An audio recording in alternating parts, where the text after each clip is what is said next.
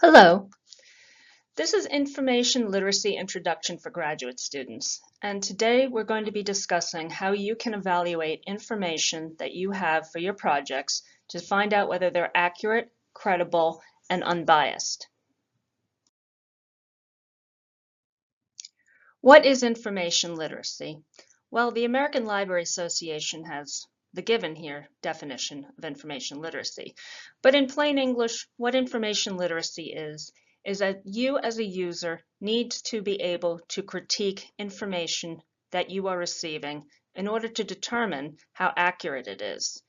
We all know that with the internet, there is a lot of misinformation and disinformation floating around. How can you, as the user, be able to decipher what is credible from not credible? We will walk you through that process, and that is information literacy.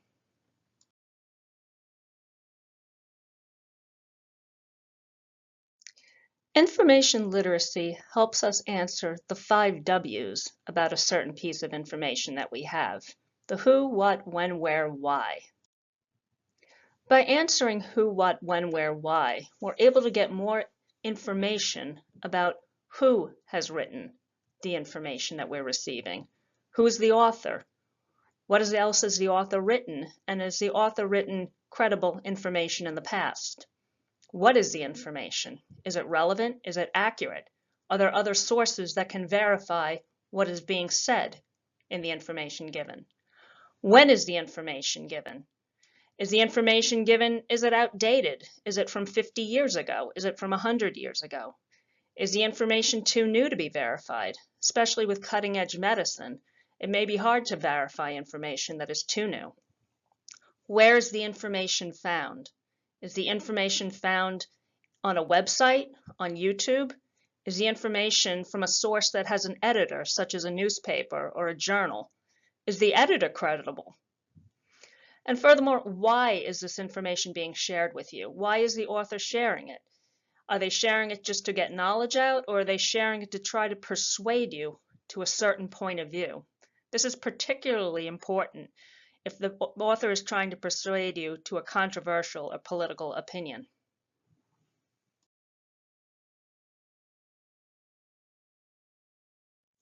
One of the methods that I like to use to implement information literacy into a source that I've found is the ACT UP method. The ACT UP method helps us clarify the who, what, when, where, and why. I will walk you through the ACT UP method for a particular article that I have found.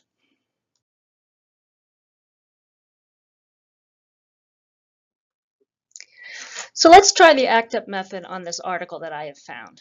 This article is from the newspaper, the Oklahoma City Sentinel. The title is Research Shows Pets Play a Vital Role in Mental Well-Being. And the author is Darla Sheldon, and the article was written October 25th, 2021. If we read through the article, we find that the article promotes that pet ownership is healthy for human beings.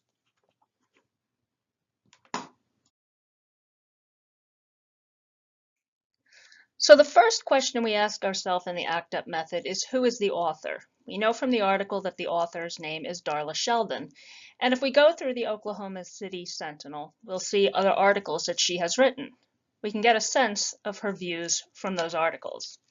We can also go and Google her, and we can find her LinkedIn page. When we find her LinkedIn page, we can find Darla Sheldon, and she's a reporter for the City Sentinel. She gives a brief bio. We can look at her background and see what schools she went to when she graduated, prior jobs she's had, and links to some articles she's written. We can also find websites that she has linked in her biography. In one of her biography links, she has a Twitter handle. So I opened up the Twitter page, and I can get a better view of who she is. So this is a picture of Darla Sheldon, and as we can see, she has a dog. And she describes herself as having a black pug. So we know from this page that she is a pet owner.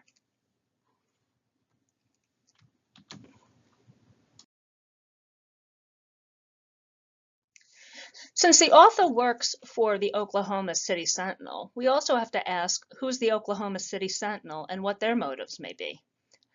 In this, we ask who's the publisher, the owner, and who is paying the author, because that may also sway how an article is written. So if we do our research here, the Oklahoma City Sentinel is an online news source. It is a member of the Associated Press. It's independently, locally owned, and it's owned by Charleston Greliner Media. So this gives us an idea if Oklahoma City Sentinel is backed by a certain group that may want to put out biased information.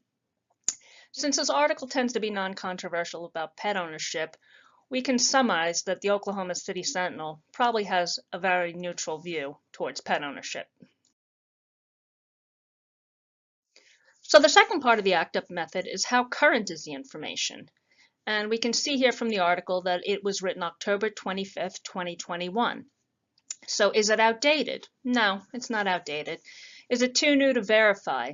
Well, perhaps, but the article tends to be written about a topic that's not really all that new or cutting edge. Pet ownership has been around for a long time and has had a lot of studies on it.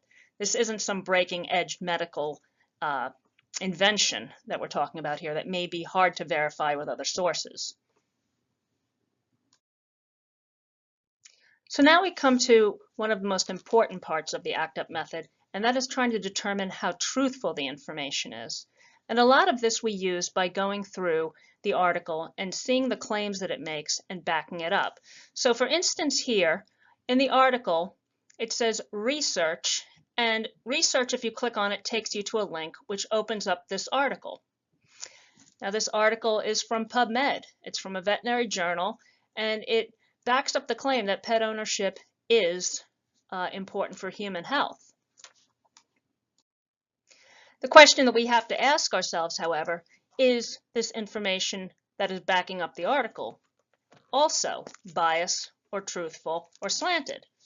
So we can go through and read the abstract and read through the article here if we wish to make sure that this is fairly accurate, well performed research. So if we're looking again at how truthful the information is in the article, we can look at where other links lead. So as we scroll down the page of the article, we see that there is a link to Pete's Pet Posse. And this organization is quoted a lot in the article, backing up that pet ownership is healthy for people. But who's Pete? It's a tongue twister. Pete's Pet Posse. If we open up the page here, we can see that it is a pet therapy program from Oklahoma State University. So we can look at that and say, okay, well, naturally, a pet therapy program is going to be promoting pet ownership.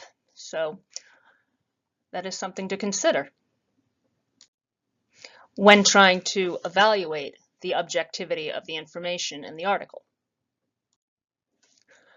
Who is the information being sourced by? So as we continue trying to find out how truthful the information is, we continue down the article and we have to discover that what if there are no links? We have two examples here where there are no links. The author makes claims that studies show that pets help relieve stress and animal therapy has been proven to decrease stress levels, but there's nothing backing it up. Are there footnotes? Are there citations? Again, these are not linked. So what if there are no sources? Well, what we have to do is we have to use our own thinking caps and do some research ourselves to back this up.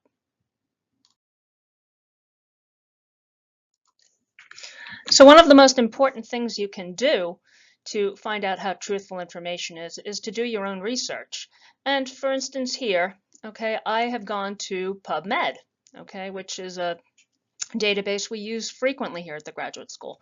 So if I go to PubMed and I put in pets and mental health and put in full text, I will get many results. I got 100 results, and I can go through these articles and get an idea of, do these articles that are written in PubMed, primarily by scholarly journals, back up the claim that pet ownership is therapeutic for people?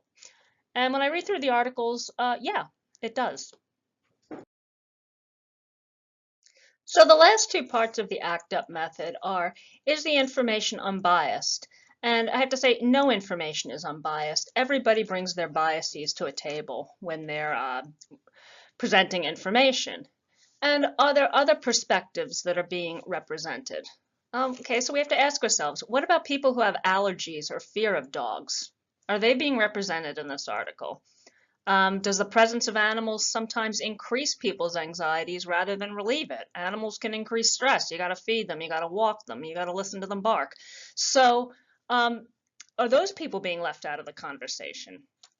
Does the author have hidden biases? Well, we know from the author that she is a dog owner, and if we go through her profile, she also promotes pet ownership.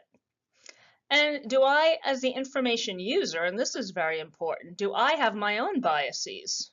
I do. I'm a cat lover and I have pets. So my own biases are being brought into this topic as well. And again, we're talking about pet ownership. This is not a very controversial topic, but when you get to more hot button topics where somebody is trying to persuade you of a political opinion or a current event that may or may not be accurate, they may be having their biases, and again, you may be having your biases, and you want to make sure that you're not going down an information rabbit hole or going into an echo chamber because of your own biases being influenced by somebody else's biases, and it turns into a feedback loop. So the unbiases and perspective part of the ACT-UP is rather important. And here are the references that I used for the article, for this presentation, and for the slideshow. I hope you enjoyed it. Thank you so much. Bye-bye.